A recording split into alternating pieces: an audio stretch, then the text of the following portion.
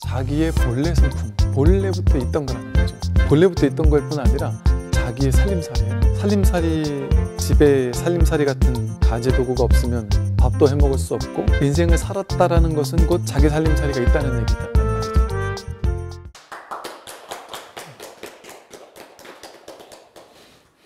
네, 반갑습니다. 이제 지난번에 이제 마하에 대해서 이제 반야심경의 첫 제목, 첫 글자죠. 이제 마하에 대한 설명을 좀 드렸었고요. 거기에 대해서 이제 잠깐 좀 정리를 하면서 이제 넘어가도록 하겠습니다. 이제 우리가 반야심경의 제목이 마하, 반야, 바라밀다, 이제 심경인데요. 크나큰 지혜로서 그 바라밀다 하는, 즉 바라밀다라는 것은 이 차 안에서 저 피안으로 건너간다라는 이제 뜻이 담겨 있습니다. 그래서 즉 우리가 이 중생의 세계에서 저 깨달음의 세계로 이렇게 건너간다라는 어떤 방편을 이제 바라밀 혹은 바라밀다라고 이렇게 이야기를 하고 있어요. 그래서 이 중생의 언덕에 있는 우리가 저 깨달음의 언덕으로 건너가는 어떤 반야의 지혜, 그것을 그 핵심만을 이제 설한 경전이 이 반야심경이라고 했고요. 이 바라밀이라는 방편은 여기서 저기로 간다고 했는데 사실은 가지 않습니다. 가지 않는다라는 게 무슨 말이냐면 이 중생이 부처로 간다라는 방편을 썼지만 사실은 이대로가 그 완성되어 있다, 혹은 뭐 제법이 실상이다, 뭐 총목볼이다, 이런 표현에서 보듯이 자신의 본래 면목, 이제 우리 선에서는 이것은 이제 본래 면목, 자성, 본성 이런 표현을 쓰는데요. 진정한 자기라고도 할 수 있고요. 그러니까 법 혹은 이제 이걸 마음이다라고도 표현을 해요. 마음을 안 쓰고 사는 사람 아무도 없잖아요. 자기가 본래부터 이미 갖추고 있고 본래 쓰고 있던 자기의 본래 성품, 본래부터 있던 거라는 거죠. 본래부터 있던 걸 뿐 아니라 자기의 살림살이에요. 살림살이, 집에 살림살이 같은 가재도구가 없으면 밥도 해먹을 수 없고 뭐 아무것도 할 수가 없잖아요. 살림살이를 가지고 우리는 지금까지 내 인생을 살아왔단 말이에요. 인생을 살았다라는 것은 곧 자기 살림살이가 있다는 얘기란 말이죠. 즉, 이 법이라는 것은, 마음이라는 것은, 본래 면목이라는 것은 누구나 각자 자기가 이미 쓰고 있는 자기의 살림살이란 말이에요. 자기에게 구족되어 있는 거예요. 그래서 원만구족이라고 합니다. 이미 부처님만 원만구족이 아니라 우리 모두가 본래 원만구족이라는 거죠. 그런데 이제 다만 우리는 태어나면서 지금까지 오랜 습, 업습, 분별의 습관 때문에 이 분별심이라고 하는 이 분별의 습관을 가지고만 이제 현실을 해석하고 판단하면서 살아왔다 보니까 분별밖에 할 줄을 모르는 거예요. 그러니까 분별 이전에 이 무분별지라는 이 반야지혜를 한 번도 이게 본 적이 없는 것이죠. 근데 또 사실은 한 번도 보지 않았다 이렇게 말하기는 또 어려워요. 늘 이걸 쓰고 있으니까. 그런데 이 반야심경에서는요, 이 마음, 법, 본래 면목, 주인공, 불성, 본성이라고 하는 이 자리에 대해서 첫 글자부터 끊임없이 이제 힌트를 주기 시작합니다. 이게 이제 반야심경 공부를 하면서 마치 우리가 스무고개 게임을 하듯이, 스무고개 할 때에는 저 사람은 뭔지 아는데 나는 몰라요. 그러니까 내가 질문을 하면 저 사람이 맞다 틀리다 이렇게 얘기를 해주거나 이러잖아요. 그러니까 즉 힌트를 하나씩 주면 우리는 이제 힌트를 하나씩 좁혀가면서 거기에 대해서 이제 결국에 가서는 이제 이거구나 하고, 한 20곡 할 때 보면 어떤 사람은 10곡에 15곡에쯤 됐을 때 힌트를 딱 내자마자 15곡에까지는 죽어도 몰랐는데 그 16번째 힌트를 하나 딱 주자마자 문득 알아차리잖아요. 그래서 알았다 하고 이거다 하고 이렇게 답을 하잖아요. 15번째 곡에까지 오면서 축적되는 것이 있지만 이걸 문득 아는 거는 단박이란 말이에요. 단박. 그래서 이제 선에서도 이것을 이제 도노라는 표현을 쓰죠. 그래서 이 이제 반야심경의 여행에서는 끊임없이 이 마음이 뭔지를 이제 힌트를 주고 있어요. 근데 이제 중요한 점은 이 힌트를 듣고 나서 어떻게 해야 되느냐 하면 그걸 머리로 헤아려서 알려고 하면 안 된단 말이에요. 아까 그 스무고개는 그 힌트를 막 머리로 이렇게 저렇게 조합하고 짜맞추어서 점점 이제 그 지식을 짜맞춰가지고 조각 퍼즐을 탁 맞추는 거란 말이에요. 분별이 하는 일이란 말이죠. 그런데 놀랍게도 이 세상에 그 어떤 학문, 종교, 사상, 철학, 과학 모든 것들은 전부 다 분별 가지고 원인을 제공해서 결과를 얻는 것, 공부해서 지식을 얻거나 열심히 노력해서 무언가를 얻고 열심히 만들어서 그 결과물을 만들어내는 이 인과적인 유의 조작의 방식이란 말이죠. 근데 딱 하나, 이 세상 천지에 이 딱 하나, 이 법 하나만은, 자기를 깨닫는 이 소식만은 이걸 그래서 출세간이라고 합니다. 세간의 방식으로는 불가능하다. 그래서 이 불교 공부 있잖아요. 마음 공부, 이 불교 깨달음 공부, 이거 하나는요, 타고난 자질이 필요가 없는 공부예요. 머리가 좀 타고나야 공부 잘해서 좋은 대학을 갈 수 있잖아요. 운동신경이 좀 있어야 그 운동을 통해서 거기서 금메달을 딸 수 있거든요. 이 공부는 놀랍게도 공부를 많이 했다고 더 잘하는 것도 아니고 똑똑하다고 더 잘하는 것도 아니고 사실은 오래 앉아있는 능력이 탁월하다고 더 잘하는 것도 아닙니다. 오히려 그 분별을 빨리 쉴 수 있어야 돼요. 근데 우리는 한 번도 분별을 쉬어보지 못했단 말이죠. 그래서 이제 이 공부는 누구나 다 가능한 공부다. 딱 하나 이 공부만 그래요. 왜? 자기가 늘 쓰고 있는 걸 그냥 확인하는 거니까. 이 소리를 들을 줄 아는 사람이라면 전부 다 부처를 이미 쓰고 있는 거예요. 자질이 100% 갖추고 있는 거란 말이에요.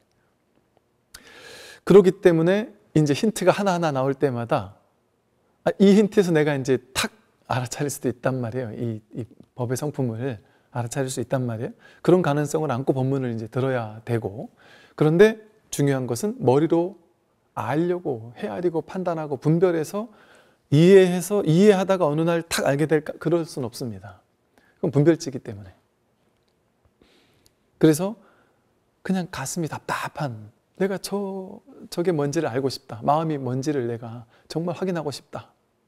그런데 머리로는 안 되고 방법을 써서도 안 되니까, 이거 인과적인 유의 조작이 아니니까, 무위법이니까, 방법으로 안 된다 하니까 답답하고 꽉꽉해서 뭔가 꽉 막힌단 말이죠. 그게 이제 화두가 저절로 들리는 거예요. 그래서 옛날 초기 조사선의 스승들은 법문을 통해서 저절로 화두가 딱 돈발되도록, 화두라는 용어를 쓰지 않더라도 저절로 이 진실이 뭔지를 확인하고 싶은 마음이 마구 이렇게 샘솟도록 이끌어준단 말이죠. 그게 이제 선의 법문입니다. 그래서 선법문을 바르게 듣기만 해도 언하대오라고 해서 말끝에 깨닫는 일이 무수히 많이 벌어졌던 것이 선의 황금기라고 우리가 불리고 있는 당나라 그 선의 황금기 때의 실질적인 현상이었어요. 깨달음이 집단적으로 일어나는 그런 현상들이 있었단 말이죠. 그래서 이제 지난번에 나온 게 첫 번째 힌트였어요. 그게 바로 마하의 힌트였습니다. 마하의 힌트에선 두 가지를 우리에게 알려줬다고 했어요. 첫 번째는 이것은 마하, 크다라고 했는데, 이게 이제 우리 말뜻을 따라가면 큰 지혜니까 작은 지혜가 아니고 큰 지혜구나 이렇게 생각할 수 있지만, 사실은 이 법의 안목에서 본다면 마하가 바로 이 법을 설하고 있는 거예요. 반야가 법을 설하고 있고, 바라밀다가 법을 드러내고 있고, 심이 법을 드러내고 있고, 경이 법을 드러내고 있어요. 다 이 자리를 가리켜 보이는 힌트란 말이죠. 즉 마하가 바로, 이 법의 특성이 바로 마하입니다. 크다 말이에요. 크다. 근데 그것은 상대적으로 큰 게 아니에요. 상대적으로 큰 것은 분별의 길이잖아요. 작은 거에 비해서 크다 이렇게 할 수 있잖아요. 근데 이것은 상대가 없는 큰 것이다. 그럼 이 우주 전체에 요거 하나만을 빼고 나머지 전체를 얘기해도 이게 나머지가 있으니까 그것은 상대적인 큰 거잖아요. 이렇게 상대적인 큰 게 아니라 이 말은 뭐겠어요? 전체라는 거죠. 불이법이라는 얘기죠. 이 우주 법계 전체, 말하자면 허공 전체를, 허공법신 전체를 얘기를 한단 말이에요. 허공법신 이것을 크다고 이름할 수도 있겠죠. 근데 이걸 굳이 크다고 얘기할 필요가 있습니까?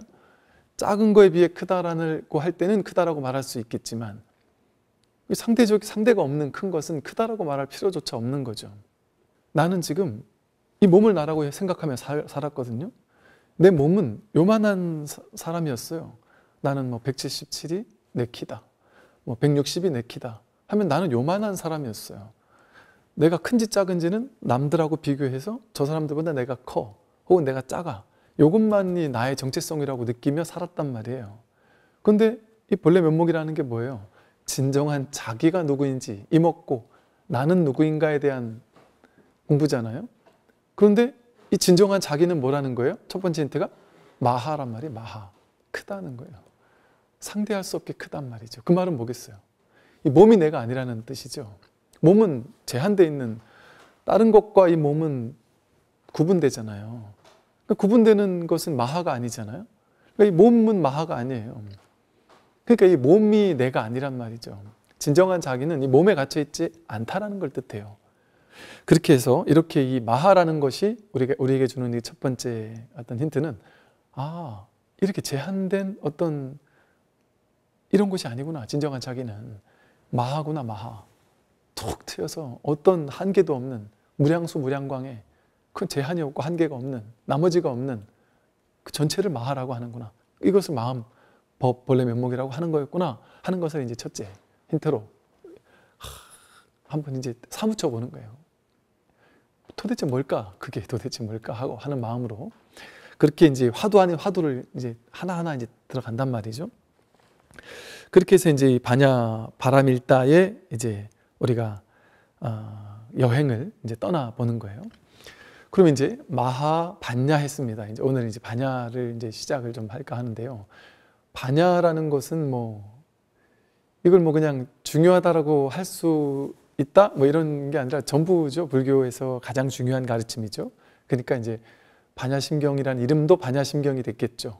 반야라는 지혜를 통해서 우리가 깨달음에 이를 수 있기 때문에, 그래서 이 반야라는 지혜가 뭔지가 가장 중요합니다. 이제 저희 은사 스님 이야기를 좀 잠깐 드릴까 하는데요. 얼마 전에 이제 설이라 이제 은사 스님께 인사를 드리고 세배 드리러 이제 갔더니 여전하시죠. 늘 뵐 때마다 여전하시지만 이번에도 탁 보자마자 이제 그냥 제일 먼저 하시는 말씀이 공부 얘기신 거예요. 공부 얘기. 법상 스님이 이 BTN에서 반야심경과 마음 공부해서 이렇게 촬영한다는 얘기를 들었다. 그러면서 이제 반야심경 강의를 어떻게 할 것이냐, 이제 이런 이야기를 이제 하시는 거예요. 그러시면서 반야지혜가 뭐냐 도대체? 반야심경을 강의할 텐데 반야지혜가 뭔지를 알고 해야 되지 않겠느냐? 그러면서 이제 이런 말씀하십니다. 당신이 처음에 이제 그 용성 진종 그 조사 스님을 이제 은사로 마음으로 모시고, 그러면서 이제 동원 완규 스님이라고 당신의 은사 스님을 이제 뵈러 가셨을 때, 그때 이제 딱 질문이 그거였다는 거예요. 동원 완규 스님께서 저희 은사 스님께 반야지혜가 뭐냐? 반야심경을 이 가장 중요한 경전이라고 해서 반야심경을 모든 사람들이 공부를 하고 있는데 도대체 반야지혜가 뭐냐? 너가 용성 스님을 그 마음으로 모신다고 해서 내가 무조건 제자로 받아주지 않는다. 고량을 해야 될 거 아니냐? 너가 반야지혜의 안목이 어느 정도 있는지를 내가 알아야 되겠다. 뭐 이런 질문을 하셨다는 거죠. 그렇게 이제 스승님께서도 그 반야에 대해서 아주 중요하게 여기시면서 이 반야에 대해서 말씀을 해 주셨다고 하십니다. 그러시면서 이제 이제 저에게 요 말씀하셨어요. 이 관자재 보살이 그 깊은 반야바람일다를 행할 때 이 오온이 공한 것을 비추어 보고 일체의 고액을 건너셨다. 이런 이제 식의 우리가 해석을 다 하고 있어요. 근데 이제 은사스님께서 관자재 보살이 이게 제일 중요한 부분인데, 깊은 반야바람일다를 행했다. 이게 이제 제일 중요한데, 그냥 깊은 반야바람일다를 행했다고 하면 이게 깊은 반야란 말이에요. 깊은 반야. 바람일은 이제 깨달음의 언덕에 이르는 이야기니까 이게 뭐가 도대체 깊은 반야냐 하는 어떤 것이죠. 그 뭐가 깊은 것이냐 도대체. 그리고 뭐가 반야냐 하는 이야기를 조금 더 이제 좀 구체적으로 약간이라도 좀 이제 해준다면 더 좋을 것 같다라는 말씀을 하시면서 이제 당신과 어떤 용정 스님과 동원안교 스님의 어떤 해석이라고 하시면서 말씀하신 것이 뭐냐면 이 깊은 반야를 조금 더 이제 첨가하신 거죠.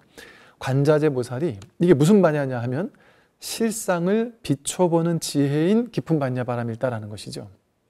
이게 우리가 봤을 땐 언뜻 느끼기에는 실상을 비춰보는 지혜 뭐 이걸 굳이 붙이냐 안 붙이냐가 뭔 차이가 있을까라고 생각할 수도 있겠지만 이제 당신의 안목에서 이 반야의 지혜는 실상을 비춰보는 지혜라는 이 사실이 아주 중요한 부분이라는 것이죠. 우리가 이제 보통 법화경의 핵심 사상이 무엇이냐라고 할 때 제법 실상이라고 하거든요. 제가 대학교 다닐 때 공부할 때 이제 불교학 공부를 할 때 이제 법화경 강의를 들을 때 법화경의 핵심 사상은 제법 실상이다. 이제 이런 이야기를 들었었어요. 제법이 이 삼라만상 모든 것, 제법이라는 건 모든 것들 이런 것을 얘기하는데 모든 것이 그대로 실상이라는 거예요. 근데 그 말을 듣고 저는 그 당시 제 안목으로는 이해할 수 없었어요. 이 모든 것이 어떻게 다 실상이지? 그리고 또 이 모든 것이 실상이라는 이것이 법화경의 핵심이라는 게 그렇게 이해가 안 되더라고요, 그 당시. 그 실상이라는 말이 그렇게 와닿지를 못했었습니다. 근데 이 실상이라는 말이 이 경전에서, 반야경에서도, 불교에서도 아주 어찌 보면 참 중요한 방편의 그 말이거든요. 그래서 우리가 반야 지혜가 열렸다라고 하는 건 뭐냐 하면 우리는 왜 실상이 중요하냐면 우리는 뭘 보고 사느냐? 분별을 해서, 분별한다는 건 뭐냐면 이것과 저것을 둘로 나누어서 구별하는 거예요. 이거는 컵이고 이건 컵뚜껑이야 라고 둘로 나누어서 이렇게 분별하잖아요. 이 사람은 남자고 저 사람은 여자야. 이 사람은 잘났고 저 사람은 못났어. 이렇게 분별을 하잖아요. 그런데 이 사람은 크고 이 사람은 작아. 이렇게 분별을 하는데 그 분별이 진실이냐 말이에요. 이 사람은 아름답고 저 사람은 추해. 이렇게 얘기하지만 어떤 나라에서는 이런 스타일이 아름다울 수도 있거든요. 또 어떤 곳에서는 이런 사람이 큰 사람일 수도 있고 어떤 곳에서는 이런 사람이 부자일 수 있고 확실히 알 수 없단 말이죠. 그것만 제가 키가 큰지 작은지를 알 수 있냔 말이에요. 우리는 크다라고도 할 수 있고 작다라고도 할 수 있겠죠. 우리가 괴로운 이유가 뭐겠어요? 실상을 모르고 허상을 실상이라고 착각하기 때문이에요. 진실이라고 허상을. 나는 가난해. 나는 능력이 없어. 나는 키가 작아. 난 외모가 볼품없어. 이거 전부 다 자기가 이미지 그려놓은 자기에 대한 상이잖아요. 허상이잖아요. 실제 실상이 드러나 있는데 우리는 실상을 보지 않고 내 이미지로 그려놓은, 상으로 그려놓은 허상을 실제라고 착각하면서 지금까지 살아왔습니다. 모든 사람들은. 우리 병은 뭐냐면 실상을 보지 못하는 병이에요. 허상을 실상이라고 착각하면서 허상을 쥐고 있으면서 그래서 허상을 실제라고 믿어요. 이걸 집착해 취한단 말이죠. 그리고 그걸 믿고 있으니까 나는 능력 없어. 근데 남들은 능력 있는 것 같아요. 그러니까 남들보다 나는 비참한 인생을 살고 있어. 이런 식의 괴로움이 생겨난단 말이에요. 허상을 쥐는 것 때문에. 그래서 금강경에서도 그러죠. 범소유상 개시 허망이다. 상이 있는 바 모든 것은 허망하다. 약견 재상 비상이면 즉견열이다. 만약에 상이 아니다라는 것을 곧바로 본다면 그게 바로 열애를 보는 것이다 라고 했습니다. 즉 허상임을 바로 보는 지혜, 범소유상이 개시 허망임을 바로 꿰뚫는 지혜, 그게 바로 실상을 비춰보는 지혜예요. 실상, 무상이라고 해서 실상은 뭐가 실상이냐? 본래 상이 없다라는 무상, 그것을 깨닫는 게 바로 실상입니다. 이 분별이 허망하구나. 금강경에서 말하는 사상이 아상, 인상, 중생상, 수사상이라고 하는 이 모든 상이 허망하다라는 사실을 바로 꿰뚫어보는 지혜이기도 합니다. 그게 바로 실상을 비춰보는 지혜예요. 우리가 지금까지 말했던 자기 마음, 법, 본래 면목, 주인공 하는 자기의 본래 면목, 이걸 실상이라고도 해요. 이곳을 비춰보는, 우리는 지금까지는 허상만을 비춰보고 살았단 말이에요. 이걸 보자마자 컵이구나, 사람을 보자마자 호감형이구나, 뭐 별로구나, 이런 식으로 분별을 하면서 그 사람을, 분별의 필터를 가지고, 색안경을 가지고 그 사람을 보고, 자신을 보고, 모든 것을 자신의 분별을 가지고 보면서 살았단 말이죠, 그동안은. 그러니까 분별만 비춰보고 살았던 거예요. 그런데 이 실상을 비춰보는 지혜가 진정한 반야다. 이게 비춰본다라고 표현을 했어요. 왜 비춰보는 거겠어요? 거울은, 우리 이제 마음 거울이라는 표현을 써요. 마음은 어떤 특성을 지니고 있느냐? 거울의 특성. 마음, 법, 본래 면목은 거울의 특징이 있다. 그래서 이 자기 본래 면목을 고경, 옛 거울이라는 표현을 쓰게 돼요. 본래부터, 옛날부터 늘 있어왔던 거울이란 말이에요. 여러분 마음에 거울의 측면이 있단 말이에요. 거울은 어때요? 이게 이제 거울이라고 봤을 때, 거울은 이 세상 모든 것을 이렇게 비춰줘요. 비춰요. 거울은 비춥니다. 우리가 비춰볼 때는, 우리가 이 눈이라는 분별의 도구를 가지고 비춰볼 때는 어떻게 비추냐면, 있는 그대로를 있는 그대로 비추는 게 아니라 있는 그대로를 있는 그대로 비추는 걸 정견이라고 하고, 그걸 바로 실상을 비춰보는 지혜라고 합니다. 이게 반야지혜고, 그런데 우리는 실상을 비춰보지 않고 보자마자 해석하는 거예요. 자동으로. 근데 이제 이런 표현이 있습니다. 거울은, 세상을 비출 때 거울 앞에 똥이 온다고 해서, 똥을 비춘다고 해서 거울이 인상을 찌끄리지 않죠. 금은보화를 비춘다고 해서 막 기뻐하지 않죠. 거울은 그냥 비출 뿐이에요. 똥도 분별하지 않고 금은보화도 분별하지 않는단 말이에요. 경전에서는 마치 그 겐지스강의 모래알이 누가 와서 똥을 싼다고 해서 모래가 그걸 수용하지 않지도 않고, 왕의 행차가 지나간다고 해서 뭐 기뻐하지도 않는다. 그것과 같이 모든 것을 다 허용하고 포용하고 받아들인다. 이런 식의 비유를 들기도 했단 말이죠. 이처럼 실상을 비춰보는 지혜는 판단 분별로서 보는 것이 아니라 거울과도 같이 있는 그대로를 있는 그대로 비춰보는 거예요. 그게 실상을 비춰보는 지혜입니다. 그 얘기 이제 조금 더 이제 해 나가면서 좀 더 하기로 하고요. 이제 이렇게 첫 번째 나오는 이 지혜는 실상을 비춰보는 지혜인 깊은 반야바라밀다이면서, 이것은 바로 자리의 지혜다. 이 불교는 우리 상구보리 하화중생하듯이 자리 이타의 종교라고 하잖아요. 먼저 자기 자신이 먼저 깨달아야 된단 말이죠. 자기를 이익되게 한다. 즉 자기가 먼저 깨닫는다 하는 거죠. 자신의 이 본성이 거울과도 같이 실상을 늘 비춰보는 이 성품이 누구에게나 본래 갖춰 있다는 사실을 자각하는 것, 그게 바로 자리의 지혜입니다. 자기 자신을 먼저 이익되게 해야, 이 실상을 먼저 자각하는 지혜가, 실상을 비춰보는 지혜, 이 반야지혜가 먼저 있어야 그것을 가지고 이제 중생을 구제하는 이타의 지혜가, 방편의 지혜가 드러나지 않겠어요? 그래서 이 반야심경의 첫 번째 이 깊은 반야라는 것은 바로 실상을 비춰보는 지혜인 깊은 반야라는 것이 정확한 어떤 뜻으로 봤을 때 번역일 수 있다라는 말씀이시죠.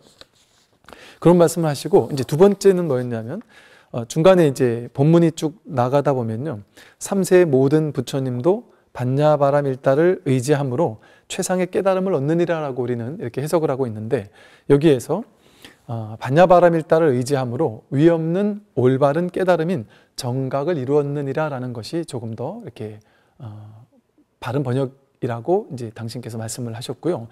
그 뭐 다양 많은 이유가 있겠지만 그 이유 중에 하나가 이제 화엄경 이제 그 세주 묘원품 첫 품의 첫머리에 이렇게 이 시성정각이라고 해서 이 정각이라는 말을 딱 하고 있고, 그게 이제 아주 그 화엄경의 첫머리에 등장한다는 것 자체가 상당히 의미와 이유가 있기 때문에 그렇다라는 것이죠. 그래서 이 반야심경에서도 그냥 이제 최상의 깨달음을 얻는다 이렇게 하는 것보다 위없는 올바른 깨달음인 정각을 이루었느니라 이렇게 하는 번역이 좋다고 말씀하셨습니다. 근데 세 번째는 뭐냐 하면 반야바라밀다는 가장 신비하고 밝은 주문이며 위없는 주문이며 무엇과도 견줄 수 없는 주문이니 여기에서 여기 한 번 더 지혜가 나와야 된다는 것이죠. 이건 이 무엇과도 견줄 수 없는 주문이니 실상을 여실히 아는 지혜로 온갖 괴로움을 없애고 진실하여 허망하지 않음을 알지니라 라고 이렇게 번역하는 것이 좀 뜻으로서 좀 완벽하다라고 말씀을 하셨습니다.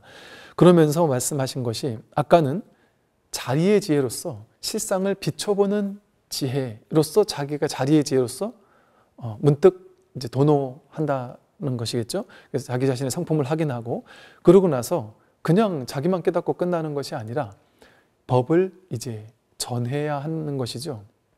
법을 전할 때는 실상은 이제는 우리가 보통 이제 도노 후 점수라고 하듯이 문득 자기 자신의 성품을 확인했다 할지라도 점수를 통해서 자기 자신이 보다 이 성품자리에 익숙해지는 시간을 충분히 가지게 되고 그러고 났을 때 이제 실상을 여실히 아는 지혜란 말이에요. 이때는. 그래서 이 여실히 아는 지혜가 있어야만 이 실상을 여실하게 분명하게 여실하게 아는 지혜, 이것은 자리의 지혜가 아니라 이타의 지혜라는 겁니다.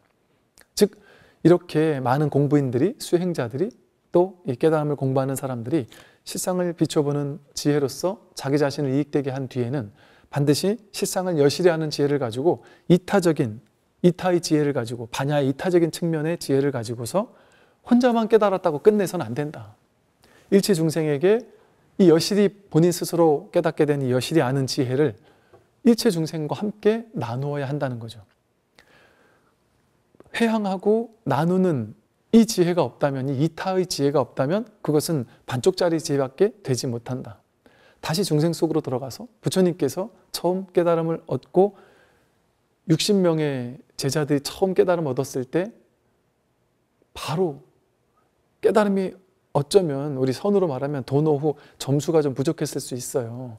그럼에도 불구하고 문득 깨달았을 때, 그 아라한이 되었을 때 그들에게 한 길로 두 사람이 함께 가지 말고 전법의 길을 떠나라고 말씀하신 것처럼 그렇게 이타적인 어떤 실상을 여실히 아는 지혜를 가지고, 이타의 지혜를 가지고 일체 중생을 구제하는 그러한 어떤 그 두 가지 측면의 어떤 지혜를 설하고 있다라는 말씀을 해주셨고, 그래야지만 이렇게 실상을 여실히 아는 지혜를 가지고 이타적인 마음으로서 이 반야를 펴야지만 온갖 괴로움, 내 괴로움만이 아니라 일체 중생들의 온갖 괴로움들, 그것을 전부 다 없애줄 수 있다는 거죠. 그것이야말로 진실에서 허망하지 않은 것이다 라는 말씀이신 겁니다. 그러면 이 반야심경은 어찌 보면 그 어떤 결론격인 이야기가 없는데, 그 결론은 그 무엇이냐라고 한다면 그 결론은 바로 이렇게 진실이 드러나 있는 경전, 반야심경이라는 진실, 진리가 탁 드러나 있는 경전, 이것을 우리들이 어떻게 실천을 해야 되느냐 말이죠. 그게 바로 그 결론이 빠져 있다는 거죠. 그것은 뭐냐? 단순하다는 거죠. 가장 위대한 가르침은 가장 단순한 실천을 가지고 있다는 거예요. 이 반야심경이라는 이 놀라운 경전을 어떤 결론이냐? 반야심경을 끊임없이 수지독송하고 염송하고, 수지독송이라는 말 자체가 수지, 잘 받아지녀서 반복해서 읽고 외우고 이 뜻을 참고하고, 그래서 이것이 내 소식이 되도록, 그러면서 이런 말씀하셨습니다. 깊은 반야바라밀다를 행해서 오온이 공한 것을 비추어 보고 일체 고액에서 건너는데 이걸 혼자만 건너거나 이게 말만 이렇게 건넜다고 했지 실제 자기가 건너지 못한다면, 실제 효과가 없고 공덕이 없다면 그것이 어떻게 바른 지혜일 수가 있겠는가. 그것이 바른 지혜로서 자기에게 효과를 가져다 주고 일체 중생을 구제하는 그 힘이 되려면 끊임없이 반야심경을 그냥 입으로만 염송하고 독송할 것이 아니라 이걸 진심으로 가슴으로 공부를 해야 된단 말이죠.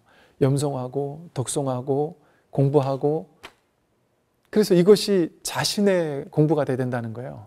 이 반야심경이 그냥 허공에 떠도는 글자만이 되어서는 안 되고, 이것이 나에게 어떤 의미를 지니는지, 이 반야지혜가, 이 반야 실상을 비춰보는 지혜, 실상을 여실히 하는 지혜가 나에게 정말 그 실상을 깨닫게 하는 지혜로서 구체적으로 현실에서 나의 괴로움을 없애주는지, 그렇지 않다면 그게 진짜 바른 지혜가 될 수 있냔 말이죠. 근데 그러려면 어떻게 해야 되느냐? 끊임없이 반야심경, 이 반야심경 속에, 이 짧은 경전 속에 84,000의 대장경의 모든 말씀이 다 함축되어 있다고 하잖아요. 그래서 이것을 우리들이 할 수 있는 것은 뭐냐? 계속해서 이 법을 자꾸 접하는 거죠. 자꾸 염송하고 독송하고 경전 강의 듣고 또 다른 사람에게 전해주고 위타인설하고 수지독송하는 이런, 즉 이 경전의 말씀을 계속해서 매일같이 자등명, 법등명 하는 거예요. 자기를 비춰보듯이 법등명, 이 법을 등불로 삼아서 늘 이 공부를 놓치지 않고 해야 된단 말이죠. 이게 사실은 공부의 핵심입니다. 이게 바로 공부의 가장 중요한 실천입니다. 그러니까 이 반야심경을 끊임없이 염송하고 독송하고 끊임없이 이것을 가까이서 공부해야 된다라는 그 결론을 말씀하시면 그게 빠지면 안 된다라고 얘기를 하셨거든요. 이게 무슨 말씀이냐면요. 여러분 어떻게 깨닫겠어요? 사홍서원 할 때 보세요. 항상 법회 끝나면 회향으로 사홍서원 하잖아요. 중생을 다 건지오리다, 뭐 번뇌를 다 끊으오리다, 그리고 마지막으로 불도를 다 이루오리라 하는데, 그렇게 하려면 딱 그 방법이 나와요. 법문을 다 배우리다. 그리고 불도를 다 이루게 되거든요. 법문을 듣고 법을 가까이 하는 삶, 이 경전의 가르침을 항상 수지독송하고 염송하는 삶, 이것을 가까이 하는, 그리고 이런 법문을 자꾸 듣는 삶. 그래서 법문 듣고 깨닫는 거예요. 그 부처님도 끊임없이 법문을 평생 다니면서, 길을 다니면서 법을 설하신 분이고, 초기 선에서는 법문 듣는 것만이 수행의 깨달음 5도 시스템의 전부였어요. 주요 전공 필수 과목이라고 하면은 이 세 가지가 있었다 그래요. 초기 선불교 선방에서. 첫 번째는 법문 듣고, 법문이 다양한 법문이 있었어요. 뭐 조참, 만참, 정기법회, 다양한 이 법문들을 통해서 법문 듣는 게 첫 번째고, 두 번째가 탁마하는 거죠. 스승을 찾아가서 둘이서 점검받는. 또 세 번째는 이제 청익이라고 해서 보충 수업처럼 이익을 청한다. 내가 모르겠는 것들을 또 가서 여쭤보는. 즉 끊임없이 법을 탁마하고 주고받는 거예요. 의사 스님께서 그 세배하러 이렇게 가서 절을 드리고 일어났는데 그 자리에 탁 일어나자마자 반야심경의 반야지혜가 무슨 지혜냐 하고 물으시듯이, 오로지 그 법 하나만 그냥 당신에게 중요하신 거예요. 그 법 공부 이것이 중요하신 거예요. 그러니까 지금 그 뭐랄까, 그 법납이나 세납이 너무 높으신데도 불구하고 여전히 그 뭐랄까, 그 정말 왕성한 그 에너지로 그 공부 얘기만 하신단 말이죠. 그래서 이렇게 이 반야심경이라는 어떤 가르침을 조금 더 이제 어르신의 어떤 그 높으신 안목을 가지고 이렇게 하신 말씀을 제가 한번 꼭 좀 소개시켜 드리면 좋겠다는 생각이 들었고, 또 그러는 것이 이제 또 제자들의 도리라는 생각도 들었고, 너무 또 아주 아름다운 그런 말씀이셨던 것 같아요. 그러면서 저에게도 이제 그런 말씀을 하셔요. 너가 이제 그 법회를 하고 포교를 하고 또 이제 경전을 강의하고 사람들을 이렇게 그 교화하는 데 있어서 아주 중요한 세 가지 방편을 아울러 써야 한다. 이게 이제 우리가 보통 옛날에 냄비는 이게 다리가 세 개가 있었다 그래요. 그 중에 하나만 부러져도 이게 무너지잖아요. 지금 이 세 가지가 균형 잡힌 어떤 법문과 균형 잡힌 전법 교화에 힘을 써야 한다. 이제 그런 말씀을 하시면서 이 법에 대해서 이제 세 가지 측면을 말씀을 해주시더라고요. 저에게 이제 조언을 해주시는데 뭐냐면, 첫 번째, 세간의 유루에 인연법을 설해야 한다. 무조건 출세간에 막 그냥 그 근본법만이 옳다고 막 그럴 것도 아니단 말이죠. 세간의 유루에, 왜냐하면 일체 중생들은 유루에 인연법을 쓰고 사니까, 이 현실 속에서 우리는 살아야 하니까 현실의 인연법도 설해야 한다는 거죠. 사람 중생의 근기에 맞춰서 현실의 인연법에 대해서 첫째 설해야 되고, 이것만을 설해서는 안 된다. 너무 현실 공부하는 그 스님이라면 부처님 법상 앞에 딱 앉았을 때 너무 세속적인 얘기, 이것도 좋지만 그것만을 해서는 또 안 된다. 두 번째, 출세간에 무르의 근본법을 설해야 한다. 이 두 가지가 아울러 설해야 한다는 거죠. 세간의 유루인 인연법과 또 출세간의 무르인 근본법, 이것을 아울러 설해야 된다는 것이죠. 그런데 여기서 끝나는 게 아니란 말이에요. 세간 유루 인연법과 출세간 무르의 근본법만 설하는 것이 아니라 또 불가설 부사이의 미묘법을 설할 줄 알아야 한다. 이 불가설 부사이의 미묘법이라는 게 이게 참 또 중요한 것인데, 이제 저분 안목으로 이렇게 큰 스님의 말씀을 좀 번역해 본다면 이렇게 볼 수 있을 것 같아요. 세간의 유루의 인연법은 현실의 법이죠. 그러니까 뭐 사법계라고 할 수 있을 거예요. 현실 세간의 이제 법계. 근데 이제 출세간 무르의 근본법은 이제 이치의 세계, 이법계라고 할 수가 있겠죠. 근데 이 불가설 부사이한 미묘법이라는 것은 이게 바로 이제 중도 법문이라고 할 수 있을 것 같아요. 말하자면 이사가 무해한 법계, 사사가 무해한 법계의 어떤 중도 실상, 이게 바로 반야 지혜를 드러내는 것이고 불이 중도를 드러내는 것이고 반야 바라밀이라는 지혜인 것이죠. 이 법은 불가설, 말로 설할 수 없단 말이에요. 또 부사의, 사의, 생각으로 헤아릴 수 없단 말이에요. 이 법은. 왜냐하면 차라리 인연법만 설하거나 출세간법만 설한다면 모르겠는데 이건 중도로 설하잖아요. 하되 함이 없이 해라 하고요. 있으면 있고 없으면 없다고 해야 되는데 유무중도. 뭐 영원하면 영원하고 단멸이면 단멸이라고 해야 되는데 영원한 것도 아니고 단멸도 아니다.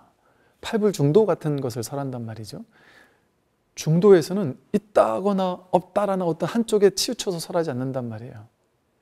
세간법이나 출세간법 어떤 하나에만 딱 치우쳐서 설하지 않는단 말입니다.